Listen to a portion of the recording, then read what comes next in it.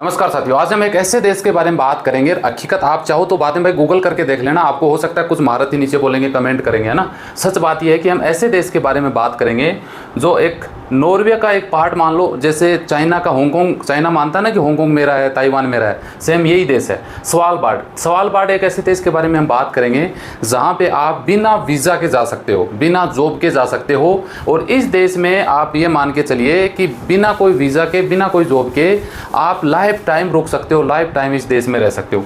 ये नॉर्वे दिख रहा होगा, ये नॉर्वे आपको पता है यूरोप का शेंगेन ये हिस्सा है, आपको सबको पता है। लेकिन ये यहाँ से लगभग 4 घंटे के सफ़र का ये रास्ता है और इसको बोला जाता है स्वालबार्ड। ये स्वालबार्ड दिख रहा होगा, ये स्वालबार्ड है। यहाँ के इस देश की हम बात करेंगे।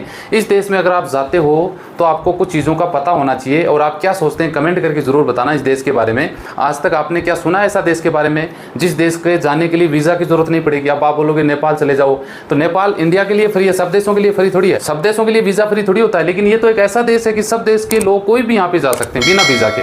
तो यहाँ पे इस देश के बारे में बात करेंगे। ये आपको नक्शा थोड़े उसी में इमेज दिखा दूँ, ये वहाँ का पोस्ट ऑफिस है। और इस देश की जनसंख्या अगर आपको पता हो तो मात्र 2990 लोग यहाँ पे रहते हैं। और सबसे बड़ी इसके कुछ इमेजिंग फैक्ट है ना, वो मैं बताऊंगा।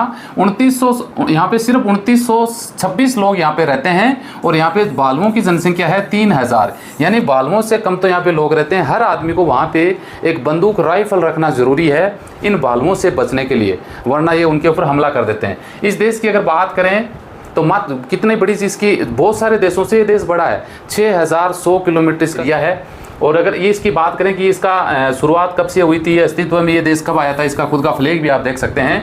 19 जुलाई 1925 को आपको पता होगा लगभग प्रथम विश्व युद्ध हुआ था। तब इसको 9 देशों ने मिलके, एक नॉर्वे है ना, नॉर्वे कंट्री है, इसको आधिपत्य यानी इसके ऊपर कंट्रोल वैसे नहीं है। हांगकांग के ऊपर चाइना का कंट्रोल वैसे कहाँ है, सेम उतना ही उनके ऊपर है। बाकी इस देश की खुद की पुलिस है, खुद का कानून है, पूरा सिस्टम खुद का चलता है। और जनसंख्या है मात्र 2926 लोगों की।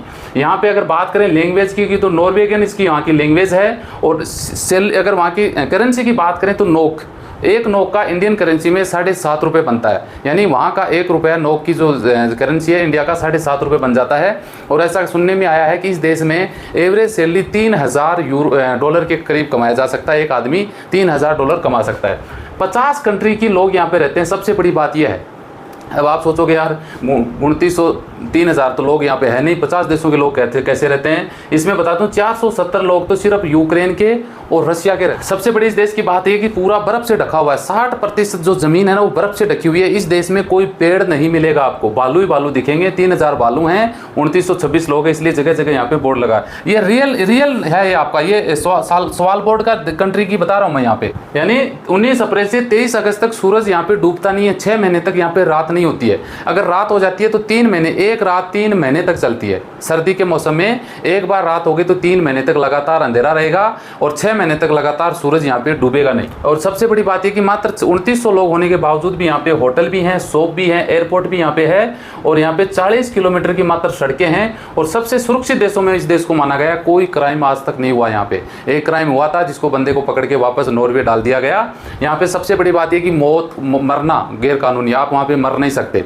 अगर आप मर गए तो आपकी डेड बॉडी को इस देश में नहीं दफना सकते, उसको नॉर्वे भेजा जाएगा बाई फ्लाइट से, कैसे भी करके, क्योंकि पूरा बर्फ ही बर्फ है। बर्फ में बॉडी सड़ती नहीं है, गलती नहीं है, आप सबको पता है। तो बर्फ होने की वजह से बॉडी को कितना ही अंदर डाल दो वो वैसी की वैसी पड़ी रहेगी। इसलिए यहाँ पे कोई मरता है तो उसको नॉर्वे भेजा जाता है, वहाँ पे उसको दफन किया जाता है। और दूसरी बात, यहाँ पे इस देश में हॉस्पिटल नहीं है, बिना हॉस्पिटल का ये देश चल रहा है। जो आपको फ्लाइट दिख रही है साथियों, ये इसी देश की फ्लाइट है। यहाँ पे एक एयरपोर्ट है, जी हाँ, एक ही एयरपोर्ट है, लेकिन इससे ज़्यादा एयरलाइन यहाँ पे है नहीं। अब सबसे बड़ी बात यह कि यहाँ पे भाई साहब कोई पेड़ नहीं है, सिर्फ 60% आपको बर्फ ही बर्फ दिखाई देगी।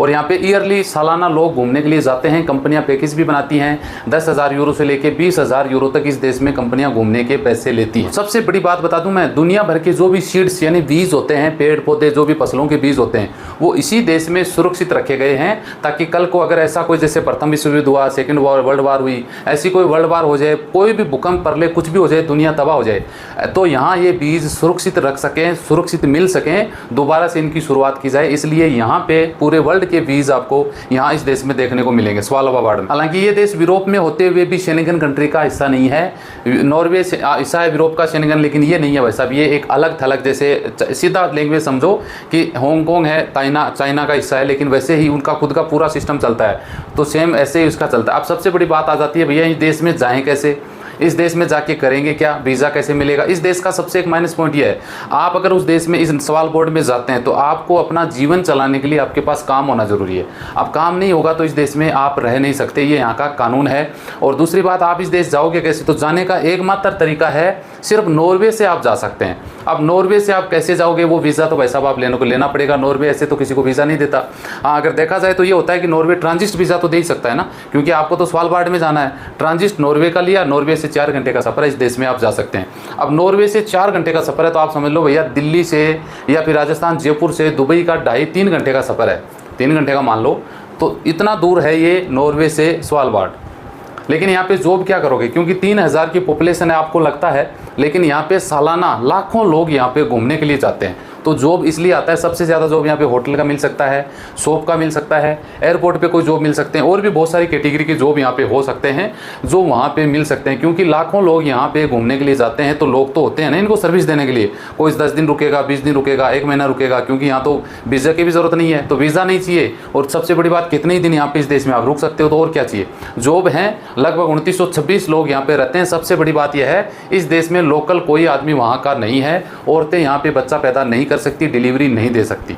ये बच्चे आपको ना के बराबर कोई घूमते हुए दिखे तो दिखे, वरना नहीं दिखे। 40 किलोमीटर मात्र इसमें रोड बनी हुई, बाकी कच्ची है रोड। वहाँ पर बर्फ़ है भैया, तो बर्फ़ में आपको पता है रोड की कोई झंझट ही नहीं होता। तो ये कुछ डिटेल थी मेरे पास यार, एक वीडियो सजेस्ट में आया था कल परसों, तो मैं सोचा यार कुछ ना इस पर रिसर्च किया जाए। तो BBC ने भी इसको कवर किया है। आप गूगल करोगे जाके स्वालबार्ड कंट्री लगा लेना आप, तो उसमें पूरी डिटेल आ जाएगी, इसका सब कुछ, इसकी करेंसी भी आ जाएगी, सब कुछ आएगी, कानून वगैरह क्या है, क्या आप कर सकते हो। तो ये भी एक अच्छा अद्भुत देखने को मिला कि बिना वीज़ा के आप कुछ किसी भी देश में कितने भी दिन रुक सकते हो। ये कुछ नई अपडेट थी, मैंने आप लोगों के साथ शेयर की। वीडियो अच्छा लगे तो लाइक शेयर करिए। मिलते हैं नेक्स्ट वीडियो में अच्छी जानकारी के साथ। जय हिंद, जय भारत।